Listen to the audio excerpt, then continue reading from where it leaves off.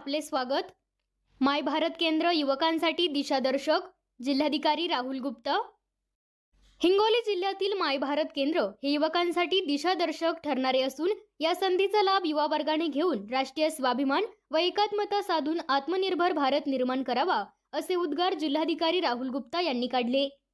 येथील माय भारत केंद्राच्या वतीने एकात्मता युनिटी मार्च पदयात्रेतून एकतेचा जयघोष, राष्ट्रीय अभिमान आणि स्वावलंबनाचा संदेश देऊन येथील जिल्हाधिकारी कार्यालयातून पदयात्रेचा प्रारंभ करताना जिल्हाधिकारी राहुल गुप्ता बोलत होते।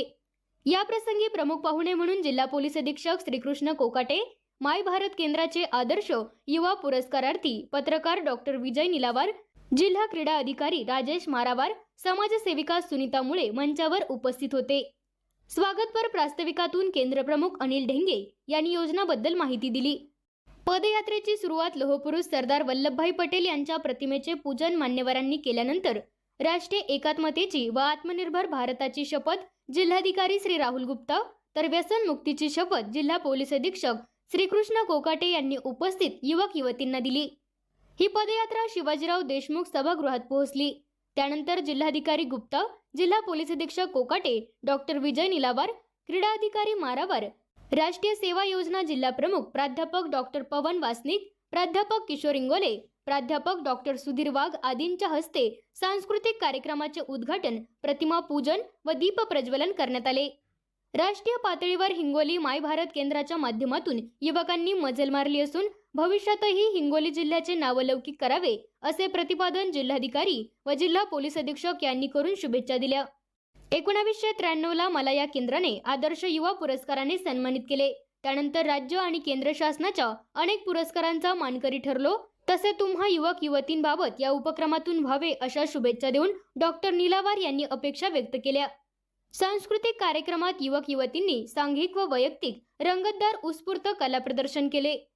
प्रथम पारितोषिक भारतीय विद्या मंदिरच्या लल्लाटी भंडारा गोंधळ या नृत्याला, द्वितीय अनुसया विद्या मंदिरच्या अंबाबाई गोंधळाला यावे या उपक्रमाला, तिसरे पारितोषिक सरजूदेवी भिकुलाल भारुका विद्यालयातील लावणी या नृत्याला, उत्तेजनार्थ कुमारी माही घुगे, हर्षदा कुगावकर यांना स्मृतिचिन्ह, प्रशस्तीपत्र व मेडल्स देऊन मंचावरील मान्यवरांच्या हस्ते सत्कार करण्यात आले।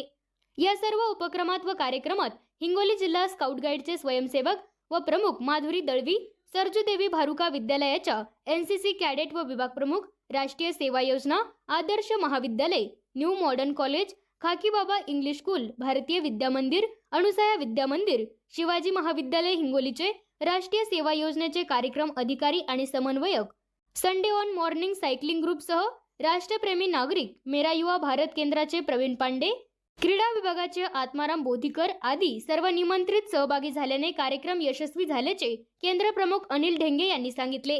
कार्यक्रमाचे संचालन व आभार प्रदर्शन प्राध्यापक डॉक्टर किशोर इंगोले यांनी केले। शेवटी सामूहिक वंदे मातरम गीताने कार्यक्रमाची सांगता करण्यात आली। A7 न्यूज साठी आणि सहमद, हिंगोली। ताजा घडामोडी पाहण्यासाठी आमच्या चॅनलला सबस्क्राइब करा, लाईक करा, शेअर करा आणि बेल आयकॉनला प्रेस करा।